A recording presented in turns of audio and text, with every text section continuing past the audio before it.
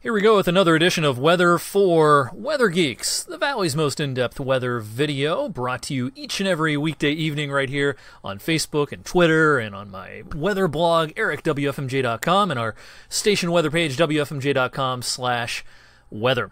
One of the things you get on this video, and for that matter on TV, that you're not going to see elsewhere in this region is explainers like this one. I made this graphic this afternoon.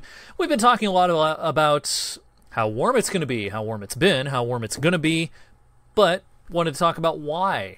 Is it global warming? Is this evidence of climate change? All that sort of thing.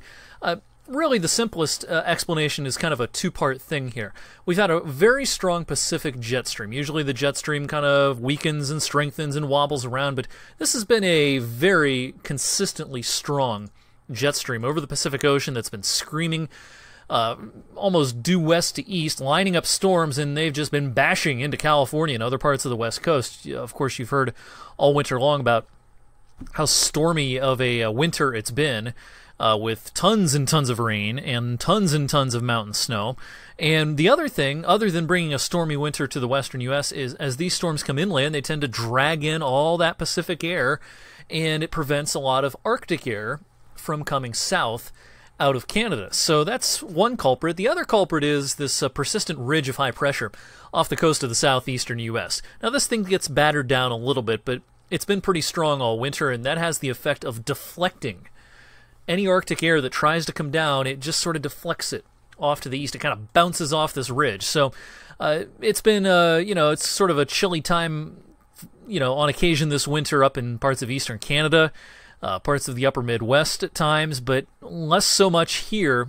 If we get some Arctic air that makes it down this far, it's only for a day or two, and then that ridge pumps back up and kicks the cold out of here, and another Pacific origin storm comes across and drags in the Pacific air as well. So that's been kind of the story so far this winter. Well, despite today being a little cooler than we thought it would be because of the clouds and rain, and of course it was still way above average, and now we're up into second place on the list of all-time warmest Februaries here in Youngstown. We don't have far to go to reach number one, a tie between 1932 and 1998 at 8.4 degrees above average. We are at 8.2 right now. All right, the satellite and radar across the country this evening looking like this at 7:44. The west, no surprise, is kind of stormy. Also kind of an interesting feature down over Florida. Not really a tropical system, but a little area of low pressure that's producing some rain in parts of the Sunshine State this evening. Now, winter may be on a long hiatus for us, but it's far from over across parts of the northern tier of states. Look how warm it is in Chicago and heading down to Texas and kind of this zone through here. But the cold air's starting to make inroads across the northern Rockies and northern plains, and there's going to be a storm, a pretty good storm, that forms along this boundary as we go through the next couple of days, and all sorts of winter storm warnings and watches and advisories, including a blizzard watch out for the upper Midwest, parts of Iowa, parts of South Dakota, Minnesota, including the Minneapolis area. This is going to be a big-time storm for them coming up over the next few days, including some blizzard conditions with a lot of wind with that storm. And check out these impressive snowfall totals on our RPM model here, showing up to a foot, even 2 feet of snow. Some parts of South Dakota, northeastern Nebraska, northwestern Iowa, parts of southwestern Minnesota as well. Now that same storm is what's going to drag a cold front through here this weekend, but we're not looking for snow accumulation with that. All right, let's back up and take a look at tomorrow. I think tomorrow is another fairly cloudy day. There could be a touch of drizzle tomorrow morning, maybe a shower in spots. This weak front comes in and just sort of hangs out for a few hours tomorrow afternoon. That may touch off a shower in a few spots mid to late afternoon tomorrow. I can't even rule out a thunderstorm with this. That will then essentially start retreating back north as a warm front, and a strong warm front on Friday. Friday could start cloudy and damp, but then we're just off to the races. If the sun breaks out by lunchtime, as advertised, this is going to be a super warm day, a perhaps historical warm day coming up on Friday. There's our big Midwestern storm, blizzard conditions. While we're in the lower 70s Friday, it's going to be a blizzard raging out here. Minnesota, parts of Iowa, parts of Nebraska, and South Dakota. All right, for us, this cold front produces some showers and some thunderstorms Friday. Some of them could be strong or severe west of us. Talk about that more in just a second. But our best chance of the rain with some thunder will be during the wee hours of Saturday morning, maybe between 4 a.m. and 7 a.m. You might hear a clap of thunder in some spots with some gusty winds with these showers as well. And these will roll through. Then I think for a lot of the rest of Saturday, we'll kind of get into this dry slot working in from the south and west. And the sun will probably try to break out. And aside from the wind, I don't think Saturday is going to be some sort of terrible day. Especially before, say, 2 p.m. I think the sun's going to try to come out. I think it's still going to be fairly mild, even though temperatures will be dropping. It's late Saturday into Saturday night that the cold air punches in, that the clouds return, and there could even be some snow flurries by Saturday night. On Friday, though, severe weather risk and very unusual for an enhanced risk area this far to the north in February. Northwest Ohio, parts of Indiana, southern parts of Michigan. There's good model evidence that the tornado threat is pretty decent in places such as Toledo and Fort Wayne and maybe down to Indianapolis. Not so much a concern for here because by the time this front rolls through late Friday night, early Saturday, conditions won't be nearly as favorable.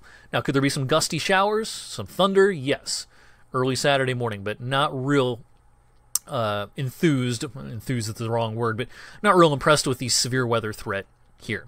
I put this graphic online last night. I was just digging through some of the old records here. It's been a long time since we've seen certain types of advisories, and this is just for Mahoning County, but it's fairly representative of the region. The last tornado warning in Mahoning County was during the wee hours, like 12:30 in the morning on the 4th of July and back in 2012. Tornado watch in September of 2014. We haven't had an ice storm warning here in almost 10 years. An excessive heat warning during that hot summer of 2012. That's the last one of those. The last winter storm warning, it's been over a year since we've had a winter storm warning in Columbiana, Mahoning, and Trumbull County. So we had one earlier this season in Mercer County for one day. Let's look at the temperatures because, of course, that is the story. I think tomorrow afternoon we reach the lower and middle 60s.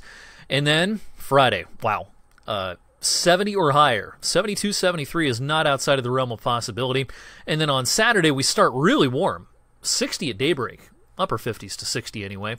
And then it does cool off. Now, again, temperatures bob around for a while midday, maybe in the lower 50s and not half bad out. But then here comes the cold air, end of the afternoon. I think there'll be a big change from about noon to 4 on Saturday, leading to a much cooler period for Saturday night and Sunday. Here's the list of all-time warmest February temperatures here in Youngstown. The number to beat is 73. I don't think we'll beat it necessarily, but we're going to be awfully close to tying it. I think we'll end up somewhere on this list by the end of the day Friday. Somewhere between 70 and 73 is what I think as far as temperatures go on Friday. What about the longer range? This video is getting kind of long. We got a lot to talk about, so I won't spend a lot of time on this. After a weekend cool down, early next week, look at this warmth coming back. We could touch 60 a week from now on the first day of March on Wednesday. It'll be a windy and maybe rainy day, but very warm. And then it does cool off some, maybe just back to average, maybe not even that far at the end of next week.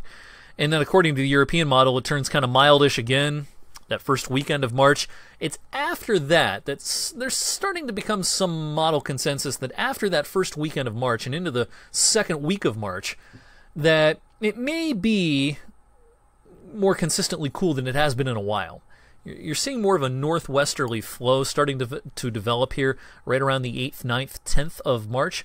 That second week of March could be chilly for a change. It doesn't look super cold to me, but it could be chilly. That'd be a pretty big change from what we've been used to now for quite some time. All right, that's long enough for tonight. Weather for Weather Geeks will be back tomorrow evening. Have a great rest of your Wednesday night, and check out my 7-day forecast with all those impressive numbers on it